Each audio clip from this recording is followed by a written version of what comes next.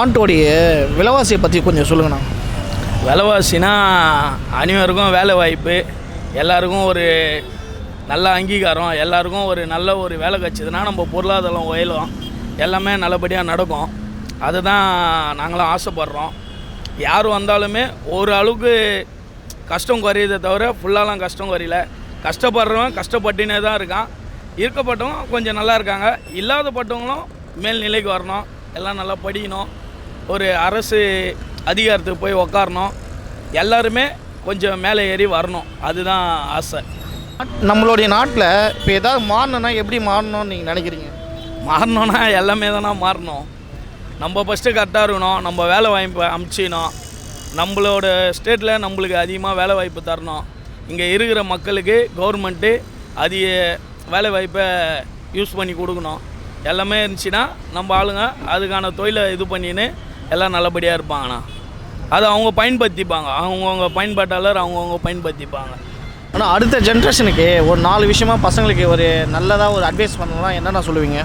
ஆனால் ஒன்றுமே இல்லைண்ணா. இப்போது நல்லா அவங்க படிக்கிற வயசில் படிச்சுட்டு காலேஜை முடிச்சுட்டு ஒரு வேலை வாய்ப்பில் உக்காந்தாங்கன்னா யாருக்கும் தப்பு பண்ணணும்னு தோணாது. வேறு எங்கேயும் ஒரு தப்பான வழிக்கு அவங்க போக மாட்டாங்க, நல்லபடியாக இருக்கலாம். படிப்பு தானே முக்கியம், நல்லபடியாக படிக்கணும். அந்த காலகட்டம் நல்ல ஒரு வேலைக்கு போகணும், ஒரு அதிகாரத்தில் உட்காரணும். உட்காந்தனா அவன் ஒரு 4 பேருக்கு முன்னுதாரணமாக இருப்பான்.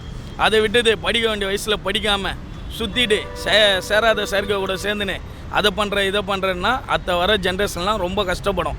நம்மளுக்கு என்ன தேவை? ஒரு படிப்பு, ஒரு நல்ல வேலை வாய்ப்பு, ஒரு அதிகாரம்.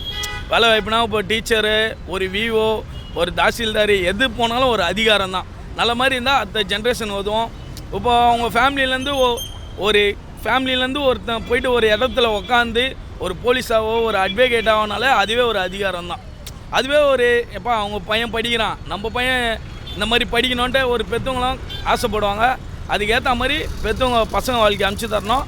பெற்றவங்க சொல்லுறது முழுசாக கேட்டு பசங்க இது பண்ணாங்கன்னா அந்த ஜென்ரேஷன்லாம் சூப்பராக இருக்கும். இப்போ எல்லாமே ஸ்மார்ட் ஃபோனில் வந்துச்சு, தட்டினாலே வருது, எல்லாமே தெரிகிற விஷயம். அப்போல்லாம் இந்த கடுதாசி போடுவாங்க, அதை பண்ணுவாங்க, டிவி பார்ப்பாங்க, ரேடியோ கேட்பாங்க. அந்த மாதிரி ஜென்ரேஷன்லேருந்து இப்போது காலகட்டம் எவ்வளோ மாறி இருக்குது. இன்டர்நெட்டு எல்லாமே நம்ம வளர்க்குறதுக்கு தான் தவிர நம்மளை கெடுக்கிறதுக்கு கிடையாது. அதை புரிஞ்சிக்கின்னு அந்த ஜென்ரேஷன்லாம் நல்லபடியாக அந்த தலைமுறை நல்லபடியாக இருக்கணும். அதுதான் ரொம்ப ஆசைங்களே.